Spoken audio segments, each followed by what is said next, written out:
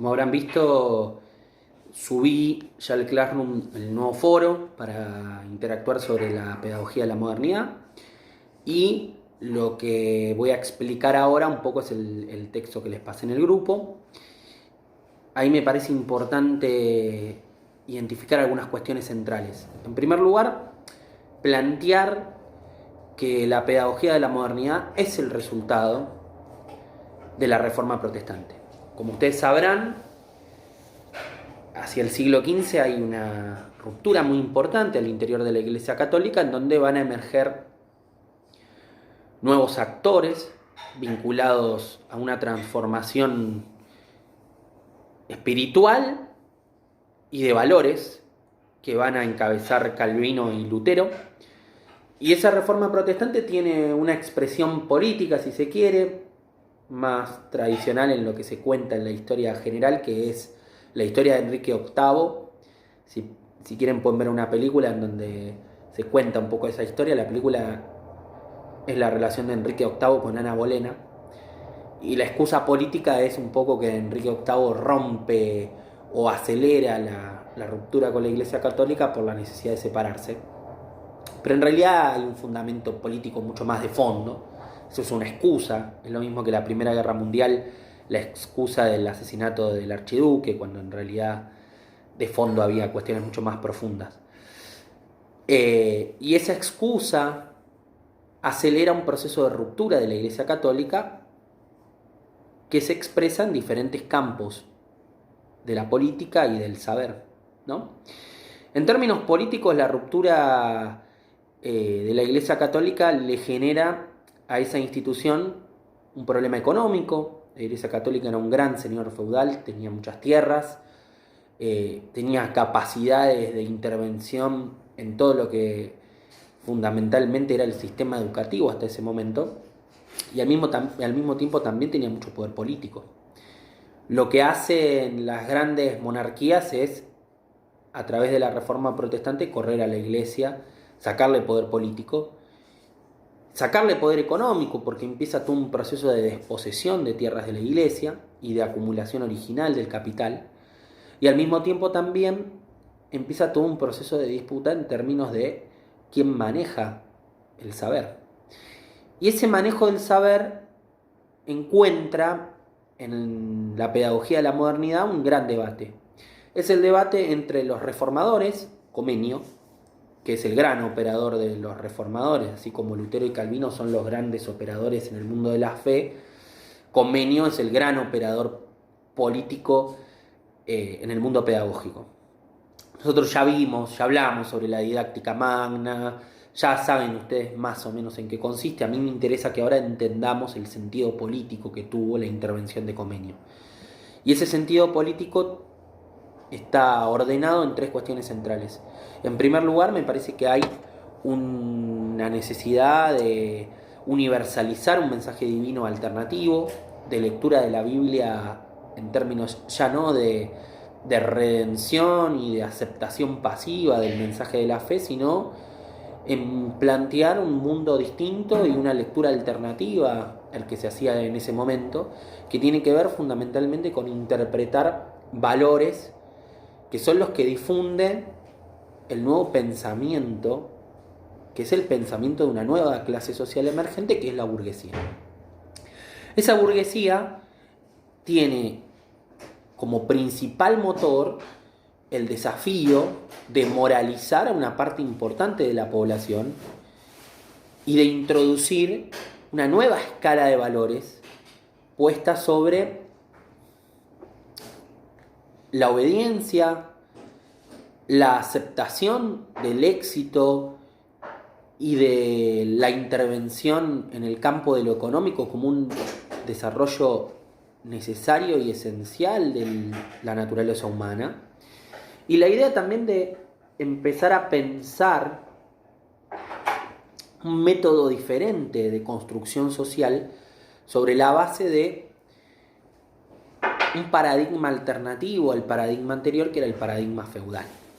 En ese sentido, Comenio construye todo su modelo pedagógico sobre algunos pilares. El primer pilar es el rol del maestro, El maestro asegura obediencia colectiva, asegura comunicación jerárquica y asegura un método global, que es en definitiva esa obediencia reflexiva y pensada que articula en una figura una nueva interpretación del mundo. Una nueva interpretación del mundo que va a aprovechar una revolución, que es la revolución de la imprenta, para plantear una transformación comunicativa y al mismo tiempo también una generalización de la lectura. La generalización de la lectura es lo que va a salvar el pensamiento de la reforma y de la contrarreforma. Es lo que va a asegurar la masificación de los dos discursos. Porque así como Comenio va a ser el operador principal de la transformación capitalista y va a ser el que va a intentar generar un sistema de escolarización acorde, por eso es el primero que plantea la necesidad de que la escuela tiene que salir de métodos de cercanía, de métodos muy particulares, de un esquema de enseñanza muy limitado y tiene que universalizarse. Van a aparecer quienes van a reaccionar frente a la reforma protestante, se van a poner muy conservadores y van a generar discursos que van a necesitar también una réplica en términos educativos. Y esos discursos van a estar sostenidos por los jesuitas y los lasallistas.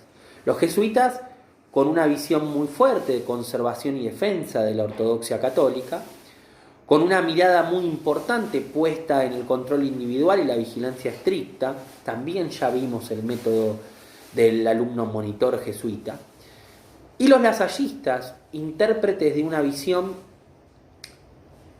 muy cercana a la de los sectores populares, a la de los sectores más desfavorecidos de la sociedad, que van a empezar a plantear que la reforma protestante no va a llegar a toda la sociedad, fundamentalmente aprovechando que desde el siglo XVI hasta el siglo XIX hay una etapa de transición entre el feudalismo y el capitalismo empezando a consolidarse y el feudalismo resistiendo lo que puede, y que justamente los mayores índices de analfabetismo y de ausencia, si se quiere, de una relación de enseñanza-aprendizaje se daba en los sectores populares, que eran los sectores rurales. Sobre todo en el siglo XVI los sectores rurales siguen siendo mayoritarios, las ciudades son ciudades muy pequeñas, tanto que ese pasaje del mundo rural al mundo urbano va a llevar 3 siglos. Y eso no es menor, es un instrumento muy importante de análisis. El hecho de pensar que hay una parte importante de la población del mundo en ese momento que vive en zonas rurales. Porque justamente los lasallistas lo que van a intentar es, a los efectos moralizantes de la didáctica magna, oponer una contrarreforma popular que ponga límites a esa mirada mancomunada entre fe y desarrollo capitalista. Por eso el planteo es moralizar a los más pobres, garantizar asistencia económica y al mismo tiempo también empezar a pensar el aprovechamiento de la revolución de la imprenta para imponer manuales escolares, para plantear una relación entre maestros y alumnos desde la lógica de la lectura, que era algo que no estaba muy extendido claramente. Una parte muy importante de la población del mundo era analfabeta. Entonces, ¿quién moralizaba a esos sectores de la población? Es la gran disputa. Por eso son muy fuertes los esquemas lasallistas, jesuitas, y es muy fuerte el esquema que plantea Comenio. Por eso hay una gran disputa política en términos de a quién representa cada uno de esos sectores y qué rol pretenden que tenga el sistema educativo que formulan. Por último, y no menor y muy importante, pensemos el rol que tiene tanto para Comenio como para los jesuitas y La Salle la cuestión del control y la vigilancia, que es la esencia central de la modernidad. La modernidad es desarrollo, ruptura entre el mundo capitalista y el mundo feudal, principio incipiente desarrollo capitalista hasta llegar a la revolución industrial, y al mismo tiempo también es la extensión de la cultura del control. El control, la vigilancia, la idea de asegurarse la aceptación y la obediencia de una parte importante de la población es el desafío más importante de la modernidad. Por eso existe el gran debate político entre los contractualistas, entre lo que suponen las monarquías y lo que supone después cómo la burguesía va a ganar poder político, pero siempre está puesto en la dinámica del control. Y de eso no escapan ninguna de las dos grandes pedagogías de la modernidad, la pedagogía reformista y la pedagogía contrarreformista, ¿no? En ese sentido también es importante ver que en la modernidad empieza a aparecer o a emerger una forma distinta de entender los desarrollos sociales que tiene que ver con mirar el rol de la infancia. Naturalizar la infancia implica también pensar una nueva normatividad.